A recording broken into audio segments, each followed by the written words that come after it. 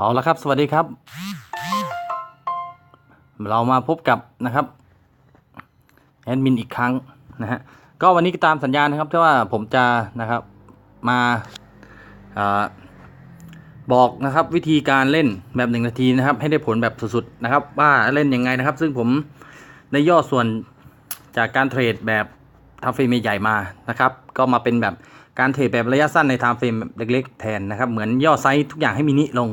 นะครับแล้วก็ตัดบางส่วนในการวิเคราะห์ออกไปเพราะว่าการเล่น1 นาทีมันสั้นมากๆมันบางอย่างก็ไม่จำเป็นนะครับก็ไปมาก็ได้เทคนิคนี้นะครับเอาละเขาเรื่องกันเลยนะครับแต่ผมจะอธิบายให้ฟังนะครับการแรกให้ดูไทม์เฟรมแบบ 1H ก่อนนะครับว่าตอนนี้มันกำลังไปยังไงนะครับเราจะเห็นคู่ยูโรดอลลาร์นะเวลานี้เห็นไหมครับนะครับวิ่งลงมาแล้วนะครับมีการกลับตัวไซด์เวย์แล้วกลับตัวขึ้นนะครับในไทม์เฟรม 1H นะครับซึ่งวิธีการเข้าออเดอร์คือไปที่ไทม์เฟรมแบบ 10M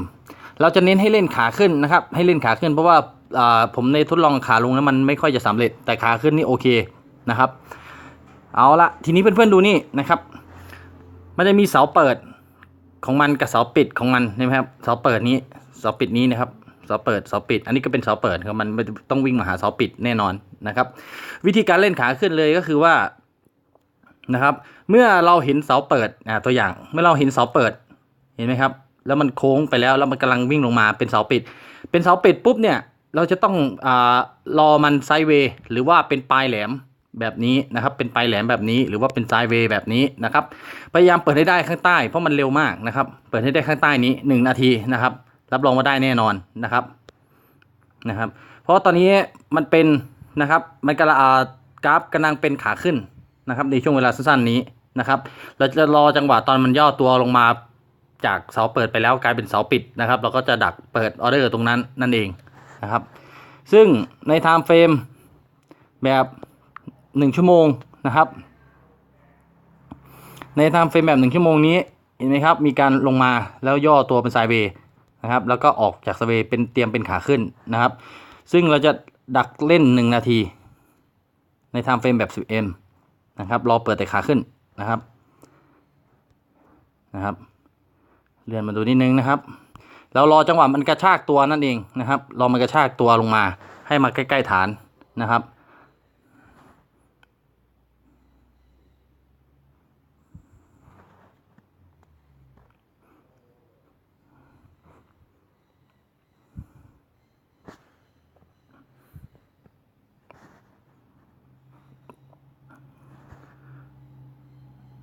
มันไม่มาใกล้ฐานนะครับตัวนี้ในเมื่อมันเป็นขาขึ้นแน่นอนครับเสาปิดจะต้องอยู่สูงกว่าเสาเปิดนะครับเสาปิดจะต้องอยู่สูงกว่าเสาเปิดเพราะว่ามันอยู่ในฝั่งที่มันกำลังขึ้นนั่นเองแต่ถ้าเป็นฝั่งกำลังลงก็คือเสาเปิดจะอยู่สูงกว่าเสาปิดนั่นคือปิดต่ำกว่านั่นเองนะครับปิดต่ำกว่าเสาเปิดนั่นเองนะครับเดี๋ยวเราเห็นเสาเปิดตอนนี้แล้วเดี๋ยวเรารอตอนนี้มันจะลงมาอีกไหมเพื่อให้เราเปิดนะครับเห็นไหมครับว่ามันสวิงแรงนะครับจับจังหวะให้ดีนะครับในการเปิดออเดอร์1 นาทีนะครับรอมันกระชากปุ๊บลงมาแล้วเปิดเลยรีบเปิดทันทีนะครับเดี๋ยวจะไม่ทันนะฮะ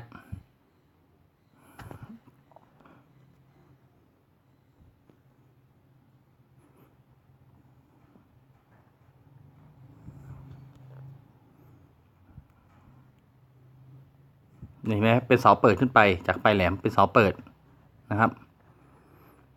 รอจนกว่าจะมีเสาปิดนะฮะ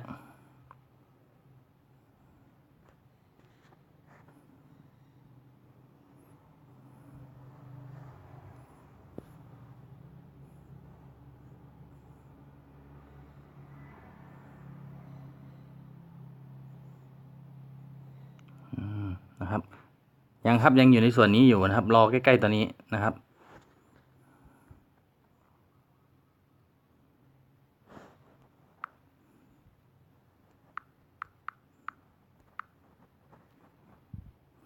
พยายามหมั่นฝึกซ้อมกันให้เยอะๆนะครับเพื่อที่จะได้มีประสบการณ์ในการเทรดด้วยนะฮะ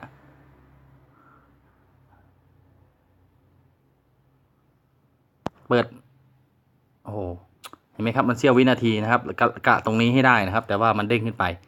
นะครับมันรวดเร็วมากนะครับขอแค่อย่าไปเกินตรงนี้ก็อย่าไปอยู่บนปลายนี้นะครับก็อุ่นใจแล้วครับ นี่เมื่อมันงอตัวในไทม์เฟรมแบบ 1H กำลังขึ้นใช่ไหมฮะ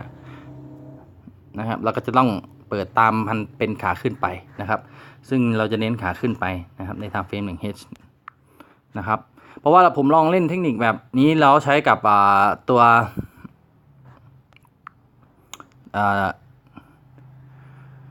1 นาทีนี้นะครับในการเล่นขาลงมันสำเร็จบ้างไม่สำเร็จบ้างนะครับแต่ถ้าเป็นขาขึ้นสำเร็จแน่นอนนะครับเพื่อนก็จะเห็นได้ชัดเลยเห็นไหมฮะนะครับ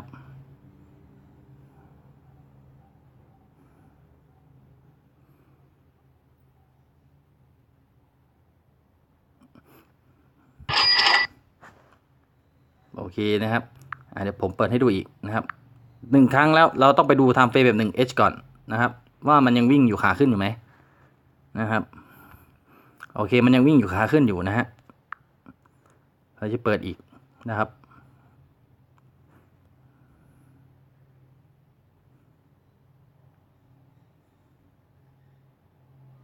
การเร่งแบบทำเฟรมทำเฟรมแบบ 10M นะครับเทรด1 นาทีนี้มันจะสวิงรุนแรงนิดนึงนะครับจังหวะการเข้าต้องได้นะครับต้องได้นะครับเพราะว่าการเปิดออเดอร์มันดีเลย์อยู่แล้วนะครับมันดีเลย์อยู่แล้วนะครับซึ่งผมเคยทดสอบระบบ Android กับ iOS เปิด2 ตัวด้วยกันเลยนะครับคุณสมบัติของAndroid นั้นกราฟที่เขาสตรีมมาให้เราเทรดนั้นมีความเสถียรมากลื่นมากนะครับแต่ว่าการเปิดออเดอร์ดีเลย์นิดนึงนะครับแต่ว่าถ้าเป็นระบบ iOS นั้นการเปิดออเดอร์เร็วมากนะครับกดปุ๊บติดปั๊บนะฮะแต่ว่า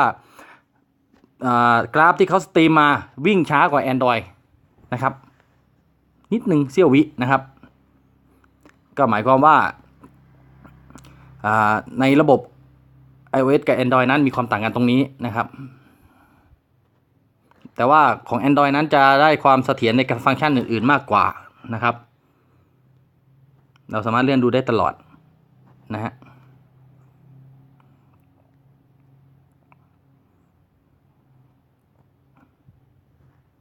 ง่ายไหมครับง่ายๆนะครับแค่จับจังหวะให้ได้เท่านั้นเองนะครับเมื่อเทรนมันวิ่งขึ้นอยู่นะครับเราก็รอดักมันเป็นเสาเปิดแล้วเสาปิดแล้วเราก็เปิดตอนเสาปิดลงมานะครับถึงฐานมันนะฮะ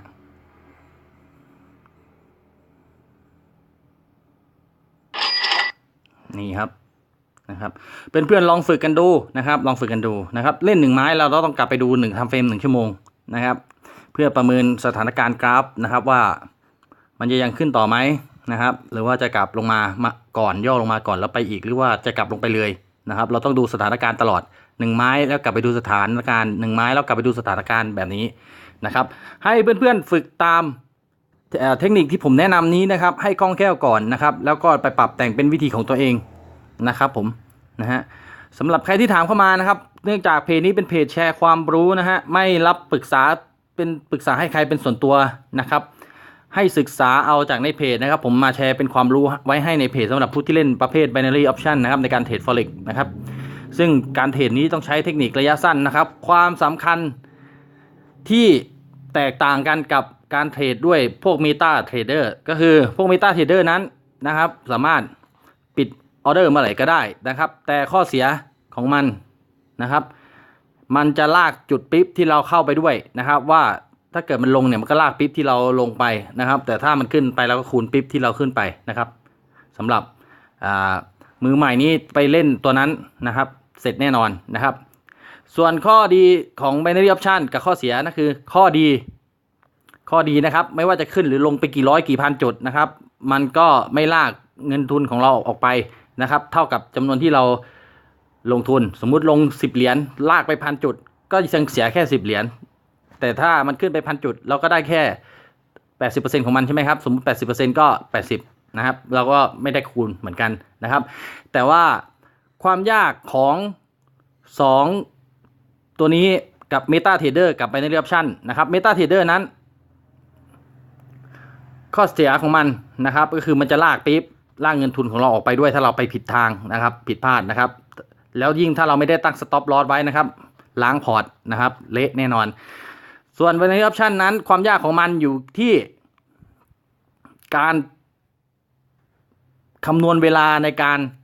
ที่จะเข้าออเดอร์ให้มันแม่นที่สุดความยากของ binary option อยู่แค่ตรงเดียวตรงนี้นี่เองนะครับที่ยากที่สุดเลยเป็นอันดับหนึ่งคือการคำนวณเวลาให้แม่นเท่านั้นเองนะครับให้เพื่อนๆลองไปฝึกตามที่ผมทำคลิปนี้แนะนำให้นะครับเพราะว่าก็ตามที่สัญญากันไว้นะครับว่าผมจะ